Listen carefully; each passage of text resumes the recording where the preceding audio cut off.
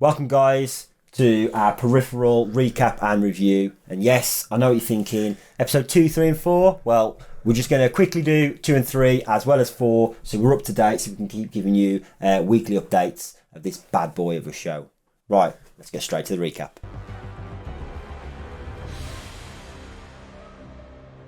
So episode 2 began where number 1 left off with a badass fight scene between Burton and his crew. Yeah, got some nice hacking of some drones going on, some gunshots. It was all brilliant. And just as they get cornered and surrounded, our old amputee friend Connor rocks up with his little Batmobile style wheelchair and kills a few of the hired goons, which is brilliant. We then jump to the future to see Flynn and Wilf, and Flynn manages to get her own peripheral this time in her own body, and it's a nice little thing to see. Flip back to Deputy Tommy, who has found an invisible car, which was very intriguing to see. I loved it, he loved it. And then obviously we realise that Flynn has to now search for Alita, but we also get a little twist at the end where Mr. Pickett makes a deal to kill Burton and his sister. That's right, Ben, and that leads us on to episode 3, where we see a slightly younger Pickett and an even younger Jasper, and they're at a car dealership.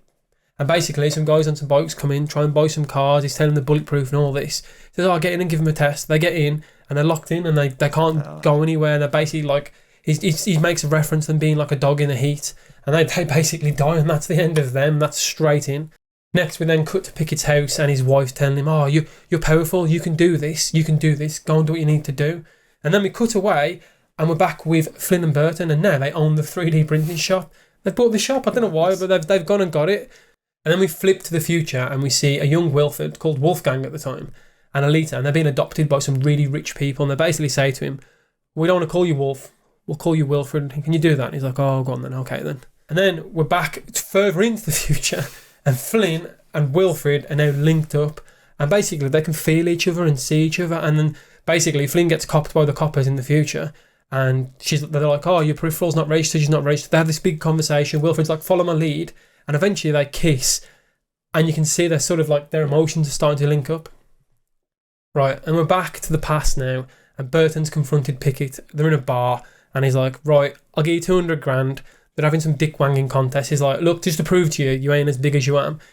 He's sitting there, pulls his finger, and a glass gets shot right next to Pickett, and Pickett's like, oh.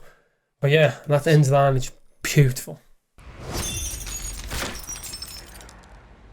Right, and then finally, we're back up to the future again. Dr. Newland's there, and she's like, I'm trying to make this floor disappear. Her henchman's like, what's going on here? She walks across it like it's nothing, and you're thinking, has she made the floor disappear, or is it just an illusion messing with his head? And then we get the best part of this episode. Jon Snow is mentioned, and you're like, what? What's Jon Snow doing here? What's Kit Harington doing here? No, it's nothing to do with that. Alita's left them a coded message saying the last time Snow fell in London, and that happened to be Jon Snow, who was a physician back in the day. And that's where episode 3 ends off. Yeah, and then we move straight on to episode 4, where we see a younger Alita and Alfred, or Wilfred, not Alfred, what am I doing? Alfred. And they get kidnapped, and they get taken, and we dive a little bit deeper into their backstory, which I think is brilliant. Obviously, we learn about the effects of the future, which is starting to take a toll on Flynn. As she hand clenches tight, her eye starts to get bruised again, but he disappears just like that. Yeah, weird illusion. It's weird, isn't it? Very weird illusion.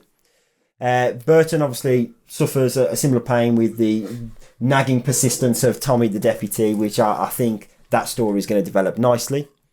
Tensions rise obviously between Burton and Flynn over the headset and the effects that it's having on her. Causes her to end up having a bit of a brain scan and stuff, which is serious stuff. So we obviously have Connor, our good old friend, who dives into Flynn's body in the peripheral in the future. He does, he's in there, and he tries to kick a bit of ass, he tries to escape. It's absolutely brilliant.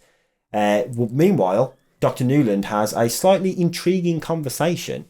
A bit of afternoon tea with all the toast building you can ask for, and cup stealing scenes as well towards the end.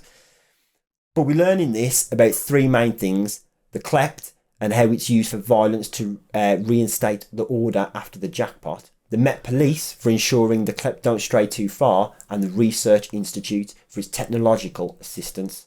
And not to add to the resonating power of Dr. Newland, who in the previous episode killed a scientist with an absolute onslaught of bees. Just for being a friend of Alita as well. Bees that are attracted to sweat. Who knows? Flynn obviously has data transferred herself back to the future, and she's now exploring a cemetery, right, which is a futuristic cemetery of some sort. And in here we're shown different phases of time itself. You know, the story of the story of Flynn's time. We finally learned the jackpot is essentially the apocalypse. Pretty much, yeah. The first one that we dealt with describes an electrical blackout in 2039, just 7 years off Flynn's world. The second one shows a pandemic called the Blood Plague.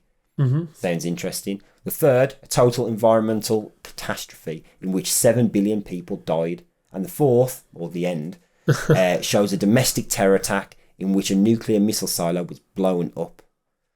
So, Steve, that's our episode 234 recap. And on that bombshell, how are you finding the series, mate? I'm finding it really intriguing. I like all the differences in technology. I like the fact that they had this weird scene with Wilfred where he appears in Flynn's visuals. That's right. Yeah. And he's like, "What is this?" And I'm thinking, "What do you mean? What is this? Do you guys not have Sims in the future?" It's almost like that technology is completely lost. And he's surprised when he pops up in it, and I quite like that. And I like all the haptic stuff. Obviously, Burton's haptics are like a shitter version of the stuff Wilfred and the Peripheral share. Right. It's a shit version of that, and you can see that obviously they've built on that tech, and that tech becomes dangerous. How are you finding it, mate? Well, I'm absolutely loving it. I think so far it's I think it's got a lot of angles where the story can go, a lot of twists and turns, some characters that are surprising me. But you know, let's stick to the tech thing first.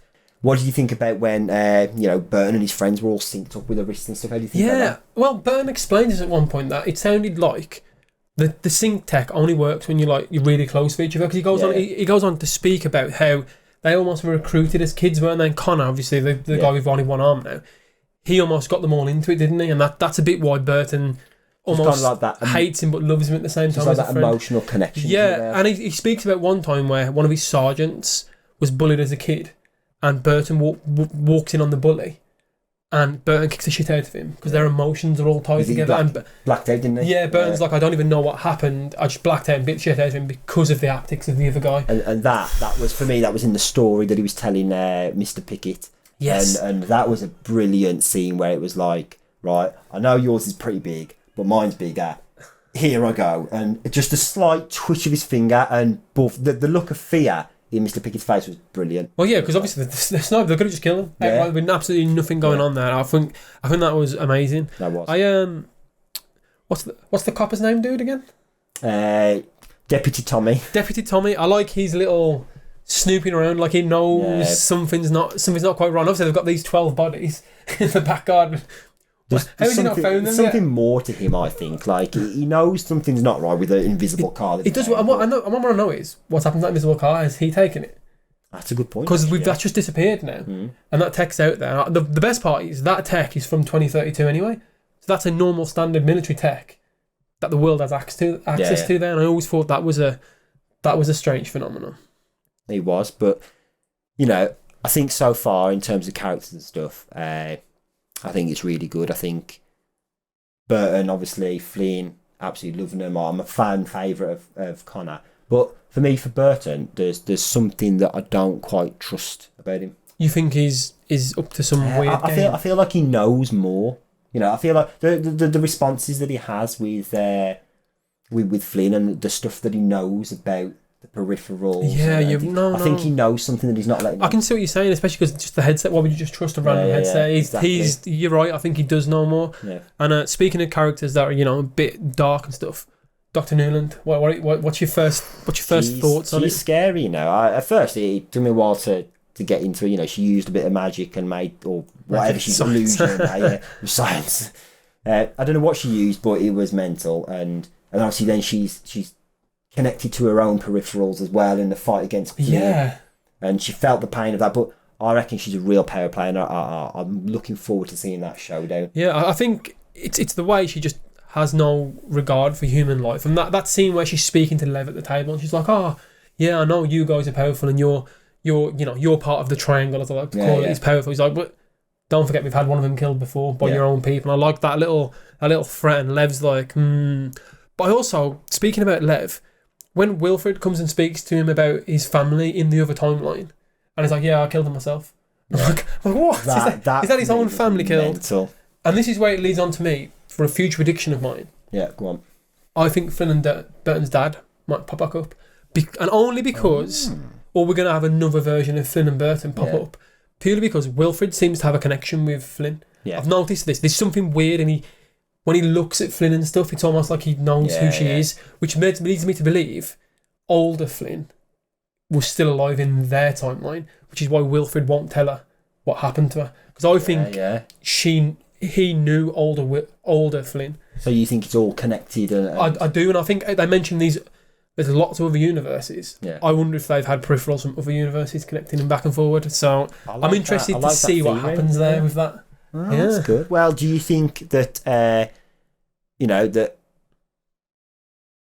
do you think that the world will end? Obviously, speaking about futures and other things there, do you think that the way this story is panning out now, do you think that they will stop this jackpot? The end? I don't know. I don't know if that is what's going to happen, because every time it sounds like every time they change something, a new branch comes off, a bit like how the Marvel universe is happening now.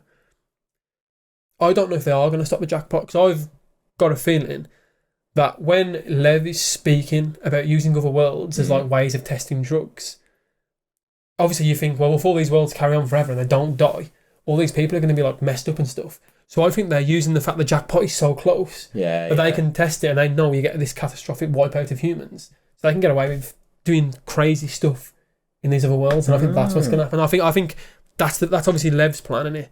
This is why I think we're going to get other people pop up because of that, because they're going to they're using like other worlds as clones essentially, just to try and do what the hell they want to them. Before we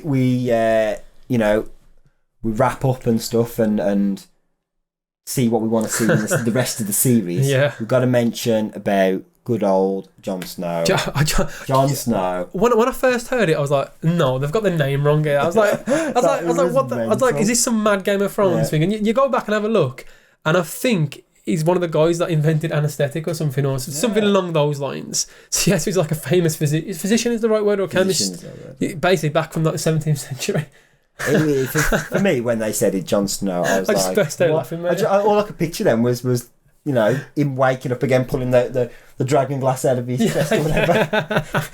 I'm back. I'm here, Flynn. Get me the headset, or in his northern accent. Yeah.